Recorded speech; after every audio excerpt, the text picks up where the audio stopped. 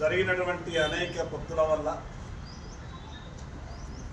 ఈ వాస్తవాలన్నీ కూడా మీడియా మిత్రులకు తెలవాలి. ఈ రాష్ట్రమంతా కూడా బీఆర్ఎస్ పార్టీ నిజస్వరూపం,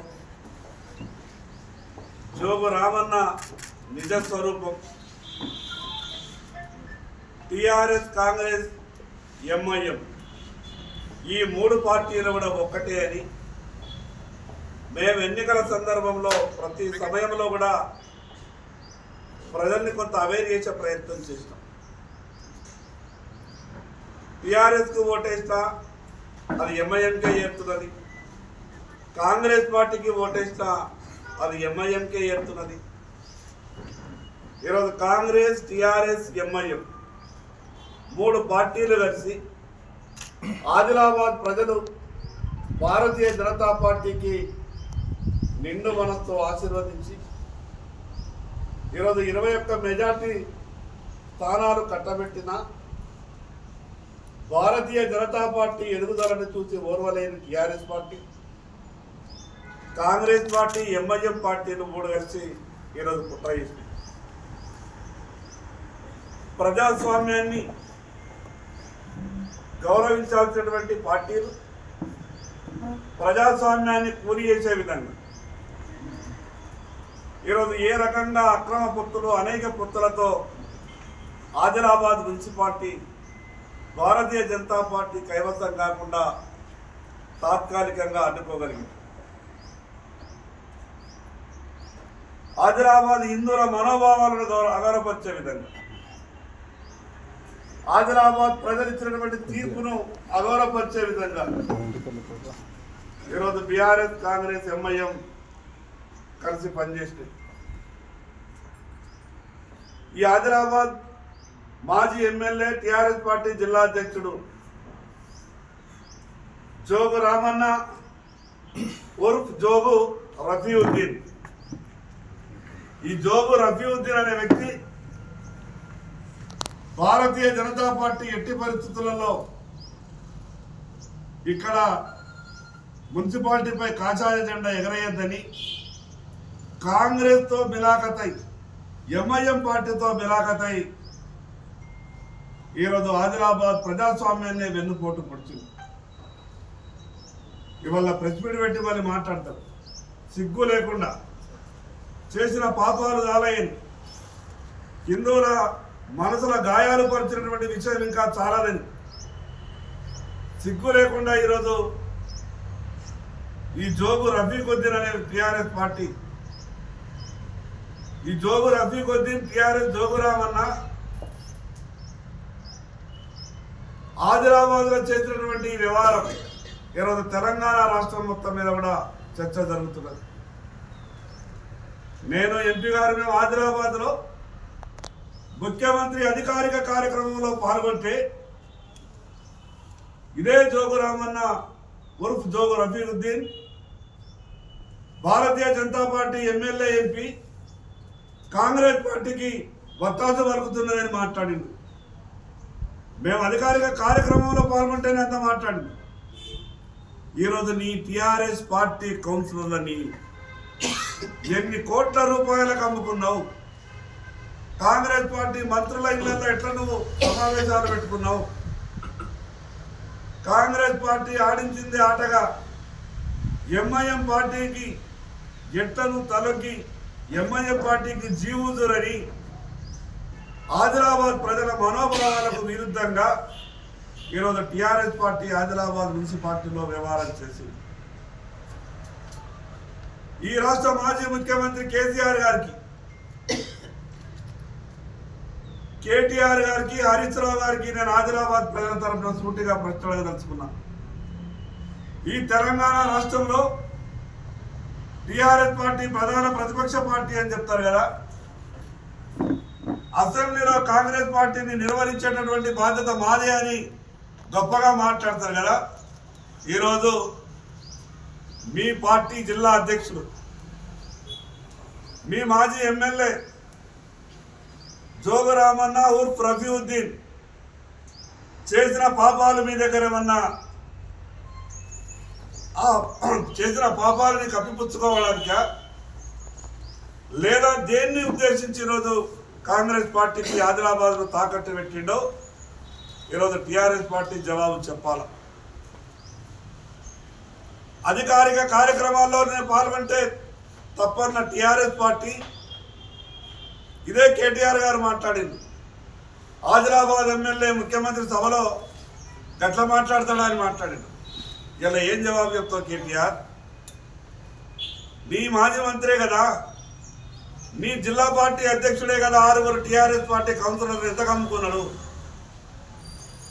అంటే ఆదిలాబాద్ మున్సిపాలిటీ ద్వారా ఈరోజు టీఆర్ఎస్ పార్టీ భవిష్యత్తులో కాంగ్రెస్ పార్టీలో కలిసిపోతుందని దానికి నిదర్శనం ఆదిలాబాద్లో వాళ్ళు మద్దతు పుచ్చుకోవడం స్వయానా ప్రజలు గుణపాఠం చెప్పారు. టీఆర్ఎస్ పార్టీ నుంచి నీ కొడుకైనటువంటి మాజీ మున్సిపల్ చైర్మన్ ప్రజలు ఆదిలాబాద్ ప్రజలు కౌన్సిలర్గా ఓడబట్టినా కూడా నీ బుద్ధి మారలే. లేదా మాకు అనుమానం ఉన్నది, గతంలో ఇదే టీఆర్ఎస్ పార్టీ అధికారంలో ఉన్నప్పుడు నీ వ్యవహారాల గుట్టంతా కూడా చేతిలో పట్టుకొని నిన్ను రెండవసారి మంత్రి పదవులకి రాకుండా రెండవసారి టీఆర్ఎస్ పార్టీ అధికారంలోకి వచ్చినప్పుడు నీ గుట్టంతా నీకు చూపించారని తెలిసింది. దాంతోనే ఆ రోజు నోరు పూసుకొని తప్పుడాకున్నదని తెలిసింది. మాకు ఇయ్యాల వల్ల అనుమానం వస్తున్నది. నీ గుట్టు విప్పుతారని మద్దతు ఇచ్చినవా లేదా నీ నాయకులు చెప్పినరా భవిష్యత్తులో టీఆర్ఎస్ పార్టీని కాంగ్రెస్ పార్టీలో కలిపిద్దామని, లేదా ఎన్ని కోట్ల రూపాయలకు ఈ కౌన్సిలర్లను నమ్ముకున్నావో నువ్వు ఆదిలాబాద్ ప్రజలకు సమాధానం చెప్పాలి. ఈరోజు ఆదిలాబాద్ గొప్పగా అభివృద్ధి జరగాలని నరేంద్ర మోడీ గారు ఆదిలాబాద్కు ఎయిర్పోర్ట్ ఇచ్చి పెండింగ్లో ఉన్నటువంటి ఆర్ఓబి ఈరోజు 100 కోట్ల రూపాయలతో కేంద్ర ప్రభుత్వ నిధులతో అభివృద్ధి పథకాలు, పట్టణ అభివృద్ధి కొరకు అమృత్ పథకం, ప్రత్యేక అభివృద్ధి కొరకు కేంద్ర ప్రభుత్వం నుంచి ఇంకా 100 కోట్ల రూపాయలు తీసుకురావడానికి ప్రతిపాదనలు, ఇవన్నీ చూసినటువంటి జోగురామన్నకు ఆయన కళ్ళల్లో కారం చల్లుకున్నట్టు అయింది. అందుకే ఆ కళ్ళల్లో కారం చల్లుకున్న వ్యక్తి కడుపు మంటతో ఉన్నటువంటి ఈ జోగు రఫీకుద్దీన్ ఈ రకంగా కుట్రలు చేసిండు. తాత్కాలికంగా ఆనందపడుతున్నారు. ప్రజలు ఇచ్చినటువంటి గౌరవాన్ని కాదని, ప్రజలు ఇచ్చినటువంటి తీర్పును కాదని మేమేదో కాంగ్రెస్ టీఆర్ఎస్ ఎంఐఎం కలిసి కుట్ర చేసి మేము భారతీయ జనతా పార్టీని నిలువరించగలిగినామని తాత్కాలికంగా నిలువరించగలిగినరేమో. నాడు వాజ్పేయి గారు ప్రధానమంత్రిగా ఉన్నప్పుడు పార్లమెంటులో జరిగిన సంఘటన గుర్తు చేసుకోవాలి. ఈ దేశమంతా కాంగ్రెస్ పార్టీ కలలు కన్నారు. మేము వాజ్పేయి గారిని ఒక ఓటుతో ఓడగొట్టగలిగినాం, మేము చాలా గొప్ప వాళ్ళం అనుకున్నారేమో. ఇవాళ కాంగ్రెస్ పార్టీ నామరూపాలు లేకుండా ఈ దేశంలో పోయింది. కాంగ్రెస్ పార్టీ ఈ దేశంలో భూస్థాపితమైంది.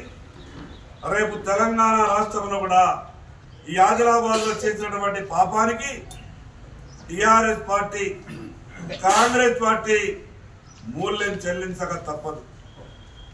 ఈరోజు ఆదిలాబాద్లో సిగ్గు విడిచి మళ్ళీ మాట్లాడుతున్నారు. ఆదిలాబాద్లో అరాచకాలు చేస్తామంటున్నారు.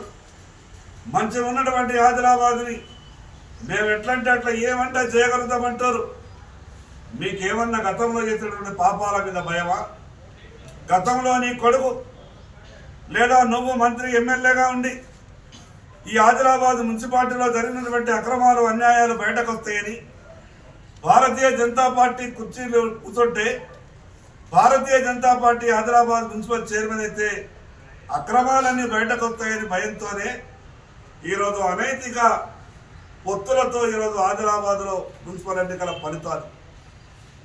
ఈ సందర్భంగా ఆదిలాబాద్ ప్రజలందరికీ విజ్ఞప్తి చేస్తున్నా, ఈరోజు టీఆర్ఎస్ అనే పార్టీ, కాంగ్రెస్ అనే పార్టీ ఎంఐఎం పార్టీకి తొత్తులుగా మారినాయి. మీరు జరుగుతున్నటువంటి పరిణామాలను ఒక్కసారి గుర్తించండి.